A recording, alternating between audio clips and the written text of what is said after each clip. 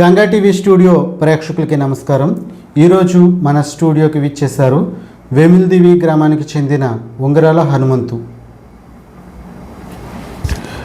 Okay, ఒక మనిషి ఒక జీవితంలో ఏదో ఒక పని చేసి జీవితంలో స్థిరపడాలనుకుంటారు, లేదా తనకిష్టమైన పనిని ఎంచుకుని అది మాత్రమే సాధించి దాంట్లో మాత్రమే సక్సెస్ అయ్యి దాన్ని జీవితంగా ఎంచుకోవాలనుకుంటారు. అలా కాకుండా మన హనుమంతు పలు రకాల పనులు అలా మెట్లుగా దాటుతూ ఒక్కొక్క పని చేసుకుంటూ ఈరోజు సీలింగ్ వర్క్ తన కింద నలుగురు మనుషులు పెట్టి చేయించుకునే స్థాయికి వచ్చాడు. కొన్ని బిల్డింగులు కూడా అచ్చుకుని ఒక సీలింగ్ వర్క్ చేయిస్తున్నాడు. సో ఇప్పుడు తన జీవిత గమనం ఎలా సాగింది, ఎక్కడి నుంచి ఎక్కడికి వరకు వచ్చాడు అనేది మనం మాటల్లో తెలుసుకుందాం. హనుమంతు, ఎక్కడ చదువుకున్నావు మీరు? ఎనిమిది అన్న సంబలి ప్రైవేట్గా పెట్టాను, కట్టి రాశాను. రాస్తే అయిపోయినాయి. మ్యాక్సిమం పాస్ అయిపోయాం. పాస్ అయిపోయాక తర్వాత సీలింగ్కి వెళ్ళాం. సీలింగ్కి వెళ్ళి సీలింగ్ నేర్చుకున్నాం. చదువు కావాలనే బ్రేక్ ఇచ్చావా ఇంట్లో పరిస్థితులను బట్ట ఏంటి? చదువు కావాలని బ్రేక్ ఇచ్చాము. అంటే చదువుకోవాలని ఉందా కానీ బ్రేక్ ఇచ్చాము. మళ్ళీ సీలింగ్ పనికి వెళ్ళామన్నమాట. సీలింగ్ పనికి వెళ్ళి తర్వాత సీలింగ్ పని అలాగే చేసుకుంటూ ఉన్నాయి. ఒకటి కింద అలాగే నేర్చుకున్నాం. అది పూర్ సంగంరావు అని ఒక ఆయన అనమాట. ఆయన నర్సాపురం నుంచి కాకినాడ వెళ్ళిపోయి కాకినాడలో శ్రమపడిపోయాడు. శ్రమపడిపోతే మనం నర్సాపురం నుంచి కాకినాడ తీసుకెళ్ళాడు. కాకినాడ తీసుకెళ్ళి పని చేయించుకున్నాడు. అలాగే చేస్తా ఉన్నాము. చేస్తా ఉండగా మా రాజుగాడు అలాగే మయంగా ఇచ్చుకున్నాడు. ఇచ్చుకుని అలాగే ఆయన కరెంట్ తీసుకుంటూ చేసుకుంటూ ఉన్నవాడు. మనగట్లో శ్రమపడిపోయాడు ఆయన. నేను ఇంకా ఇలాగే చేసుకుంటూ ఒకసారి ఆలోచన వచ్చింది సొంతంగా చేద్దామని. ఆలోచన మీద ఇంకా సొంతంగా మిషన్ కొని వర్క్లో సీనియర్ అయ్యారు. అప్పుడు వర్క్లో సీనియర్. అప్పుడు తర్వాత ఇంకేం చేశారు? అప్పటి నుంచి ఇదే చేస్తా ఉన్నారా? అలా చేస్తా ఉండి తాపని కూడా చేసుకొని తాపని కూడా అలా చేస్తా ఉండి మళ్ళీ కొబ్బరికి వెళ్ళేవాడిని.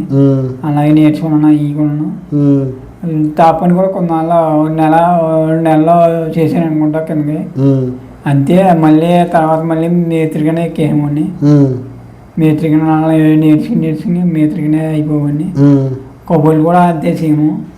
కొబ్బరి కూడా భీమవరం వెళ్ళాము. భీమవరం నేర్చుకున్నాను. అది చిన్నప్పుడు అది తెలియని వయసులోని. అయితే అలాగా ట్యాంక్ పని కూడా చేసేవాడిని. ట్యాంక్ పని చేస్తా మళ్ళీ మళ్ళీ సీలింగ్ చేస్తున్నాం. చివరికి మళ్ళీ సీలింగ్ వర్క్ వచ్చి మళ్ళీ సీలింగ్ వచ్చాను. ఇందులో సీనియర్ అయ్యారు. ఇందులో మళ్ళీ సీనియర్ వర్క్స్ అదే తోటి వాళ్ళని పెట్టుకుని వర్క్ చేసేలాగా సీనియర్ అయ్యి చేస్తున్నారు. ఎన్ని బిల్డింగ్లు చేశారు? చేసినా కానీ రైతులకి ఓనర్ గారికి ఏమైందంటే ఒక క్వాలిటీ చూసుకుంటుంది ఓనర్. క్వాలిటీ కాదు, నాకు ఒక సందేహం. ఇప్పుడు ఒక బిల్డింగ్ కట్టినప్పుడు సీలింగ్ చేస్తాం కదా, అందంగా కనిపించేస్తుంది కదా అని పైన లోన ప్లాస్టింగ్ చేయకుండా డైరెక్ట్ ఇవేంటాయి ఛానల్స్ ఇవి వేసేసి డైరెక్ట్ సీలింగ్ చేసేస్తున్నారు. దానివల్ల ఏంటి ఉపయోగం అసలు? అది ప్లాస్టింగ్ చేయకుండా చేస్తే అది మేము వేసిన దాకా ఉల్లేద్ది. అది ప్లాస్టింగ్ చేసి వైట్ పేపర్ వేసి చేయించుకున్నానంటే అది వెళ్ళి గోడకి వెళ్ళి పట్టుకుని స్ట్రాంగ్గా ఎక్కువ కాలం లైఫ్ వస్తుంది. అదైనా కొంతమందిలో ఎక్కడ 20,000కి ఇచ్చేస్తానా, ఎవడే తక్కువ రేటు చేస్తానా అని చూసుకున్నాను. అది ఎంతవరకు కరెక్ట్ కాదు. అది క్వాలిటీ చూసుకుని క్వాలిటీ ప్రకారం ఓనర్ గారు వెళ్తే మంచిది. ఓనర్ గారు ఆయన మళ్ళీ పెట్టరు కదా ఓనరు. ఒకసారి పెడతారు ఓనరు. పెట్టేదేదో ఒకసారి పెట్టినప్పుడు అది క్వాలిటీ చూసుకుని ఇచ్చుకోవడం బయట మంచిది. ఒక మంచిది. ఓకే, ఇప్పుడు ఈ ప్లాస్టిక్ చేయకుండా పైన సీలింగ్ చేస్తున్నారు కదా, ఒకవేళ ఏదన్నా అంటే ఒక లీకేజ్ లాంటివి ఏమైనా ప్రాబ్లమ్స్ ఉండొచ్చా? ఉండొచ్చు, కానీ ఒకవేళ చెమ్మ వచ్చినా చెమ్మ రాగినా సీలింగ్ కూడా వచ్చేది, పోద్ది, నానిపోయి టాగా ఉళ్ళద్ది. అలా ఎందుకు మళ్ళీ ప్యాకింగ్ చేయించుకున్నాక నీట్గా సీలింగ్ చేయించుకుంటే నీకు సమయం రాదు, షాప్ కూడా లీకేజ్ రావు, ఏమి రావు. ఓకే, ఇప్పుడు అలా కాదు, ఇప్పుడు ఏ విధమైన ఈ ప్లాస్టింగ్ అవి చేస్తారు కదా, ఓకే, యథావిధిగా అలా చేసాక ఒక సీలింగ్ చేసినప్పుడు ఎంతకాలం ఉంటుంది, దాని లైఫ్ ఎంతకాలం ఉంటుంది? లైఫ్ అది ఒక 30 సంవత్సరాలకు లైఫ్ బాగానే ఉంటుంది. మరి లైఫ్ అంటే 50 సంవత్సరాలు 70 సంవత్సరాలు అలా వస్తుందా? ఒకవేళ ఏదైనా అన్ఎక్స్పెక్టెడ్గా అందులోకి నీళ్లు డ్రాప్స్ పడి నానితే కనుక ఏంటి, శుద్ధ నానిపోయి అది పొడి ఇంకా వచ్చేస్తుంది. అదే శుద్ధ నాన్న అని చెప్పి అది నన్ను యాలి మళ్ళీ అది నానితే మళ్ళీ డ్రాప్ కింద నానితే మళ్ళీ అది ప్యాచ్ వర్క్ చేయొచ్చు. అప్పుడు అలా కాదు, ఒకసారి ఏదైనా ఒక చోట డ్యామేజ్ అవుతుంది, దాన్ని సేమ్ తీసుకొచ్చేయచ్చా, మొత్తం అంతా తీయాలా? సేమ్ తీసుకొచ్చేయచ్చు, మళ్ళీ పోయేసి అది ఆ గేజ్ మట్టి చూసుకుని చేసుకోవడం మంచిది. అన్ని గేజ్ తక్కువ రేట్ వేసానుకో అది ఖచ్చితంగా తీసేసుకుని మళ్ళీ ఇంకోసారి చేయించుకోవడం బెస్ట్.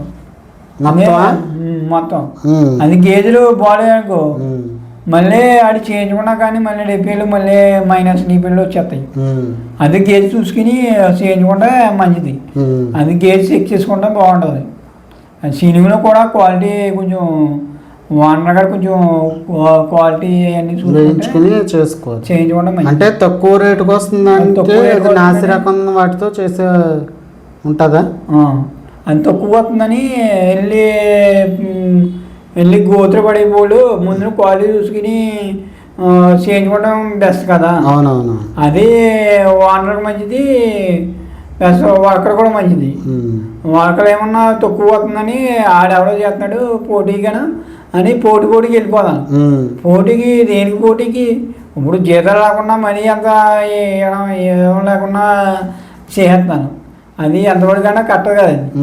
ఎదరడు కొత్తడు ఎవరు చేసుకున్నామని చూస్తాడు, ఆడికి ఇబ్బంది అయిపోతుంది కదా. మెయిన్ ఆడే అడగలే కదా, మెయిన్ ఆడెవడో తక్కువ చేస్తున్నాడు, మీరేంటి ఎంత రేట్ చెప్తారో అని అడుగుతాడు గమ్ముని. అంటే అవతల వాళ్ళు తక్కువ చేస్తున్నారంటే మీరు నాసిరకం పట్టుకొచ్చి చేసేయచ్చు, మీ చేతిలో ఉంది, కానీ మీరు చేయరు. అలా మాకెందుకు, అలా మళ్ళీ రైతు మళ్ళీ పెట్టుకుంటాడండి, నీ వర్క్ వచ్చేది. అదే అలాగా ఎప్పటికైనా నేను లాస్ వచ్చినా లాభం వచ్చినా క్వాలిటీగానే చేస్తాను. రాజీ పడరు ఎక్కడ, ఒకవేళ అవతల కస్టమర్ని పోకుండా పడగొట్టడానికి ఏదో నాసిరకం తీసుకొచ్చి నాసిరకం వాడితే చేయరు, అసలు మీరు రాజీ పడరు అనమాట. నేను రాజీ పడను, ఎందుకంటే ఇప్పుడు మళ్ళీ యాడ్ చేసి వెళ్ళిపోతాం.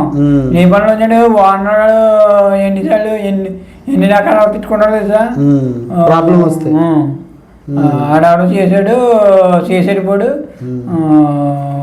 మళ్ళీ ప్రాబ్లం వచ్చింది అని అంటే మీ మీద రిమార్క్ తెచ్చుకోకూడదని మీ అభిప్రాయం. ఎక్కడా కూడా రాజీ పడకుండా మనం రిమార్క్ చేయకుండా చేద్దాం. దానివల్ల తక్కువ వచ్చినా మీరేం బాధపడరు, వర్కులు తక్కువ వచ్చినా కానీ బాధపడరు, కానీ రాజీ పడకూడదు. నేను రాజీ పడితే ఇప్పుడు నేను ఏం ఖర్చు వస్తుంది చెప్పిన రూపాయి ఖర్చు వస్తుంది మనకు ఓనర్గా మళ్ళీ విధానం కదా. మళ్ళీ ఓనర్ మళ్ళీ పట్టుకొచ్చి మళ్ళీ చేయాలంటే మళ్ళీ ఆయనకి బాధ కదా. ఓకే, ఇప్పుడు అలాగే ఇప్పుడు మీరు సీలింగ్ వర్క్ చేస్తారు కదా, నాకు ముందు ఒకటి చెప్పారు, డెడ్జింగా ఏంటది, డిజ్జింగ్.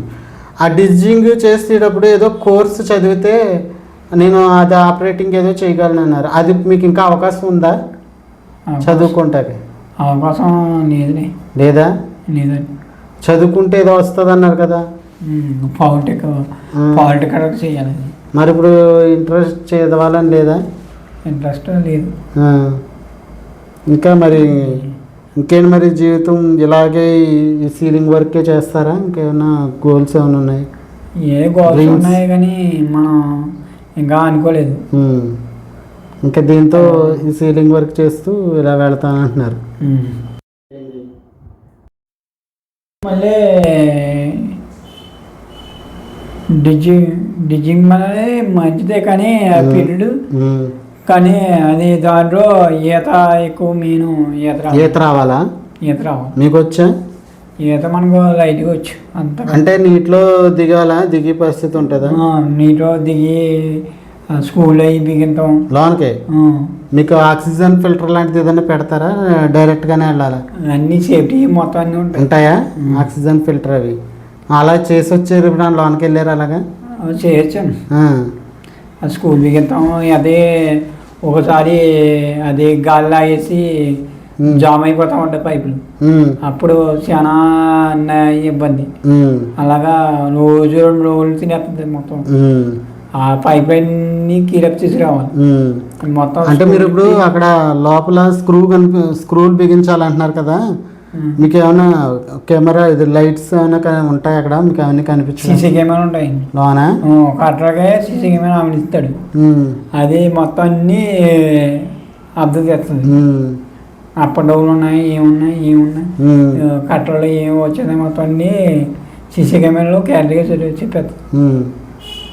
నీళ్ళు మునిగిపోయినా కానీ సీసీ కెమెరా పనిచేస్తుంది. అవి చూసి లానా చెప్తాయి అనమాట. అలా నీటిలో కూడా పనిచేశారు అన్నమాట. మీరు నీటిలో కూడా వర్క్ చేశారు. ఇటేమో సీలింగ్ వర్క్ చేసి ఇప్పుడు దీన్ని ఎంచుకున్నారు అన్నమాట. ఇప్పుడు ఇది లీడింగ్లో ఉంది. ఇది రీడింగ్లో ఉన్నా తర్వాత ఈ పిక్చర్లో చూద్దాం. ఓకే అండి, మీరు మా స్టూడియోకి విచ్చేసి మీ జీవితంలో ఒక పని కాదు, 4 రకాల ఏంటి సీలింగు, తాపీ పని, కబోర్డ్ల వర్క్, డిజ్జింగ్, ఇంకోటి ఏంటనే ఒలుపు, తర్వాత మళ్ళీ సీలింగ్కి వచ్చారన్నమాట. ఒకటి ఎంచుకున్నారు. అంటే కూటి కోసం కోటి విద్యలు అంటే మీరు అన్ని విద్యలు చేహత్తకి ఉన్నారనమాట ధీమాగా. ఓకే, మీరు మా స్టూడియోకి ఇచ్చేసి మీ విలువైన సమయాన్ని కేటాయించి కొంత మాకు సమాచారాన్ని ఇచ్చి, అలాగే ఈ సీలింగ్ వర్క్లో ఎదుర్కొన్న సమస్యల గురించి, పరిష్కారాల గురించి మాకు తెలియజేశారు.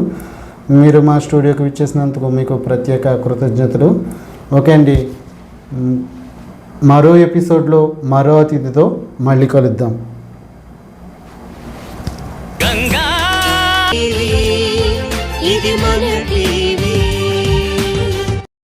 ఇప్పుడు గంగా టీవీ నెట్వర్క్ ఛానళ్లు 4: Ganga TV Telugu, events, promotions, news;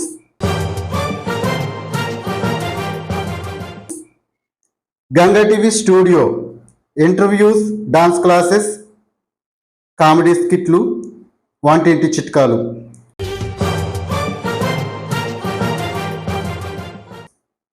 Ganga TV హరివిల్లు, మీ పిల్లల ప్రతిభను గుర్తించి విద్యతో పాటు ఆటపాటలను మీకు ప్రతిబింబంలో చూపించే ఒక వేదిక గంగా టీవీ ఓం ఛానల్. పూర్తి ఆధ్యాత్మిక కార్యక్రమాలు, ధర్మ సందేహాలు, ఆధ్యాత్మిక ప్రవచనాలు, పలు ఆలయాల స్థల పురాణాలు.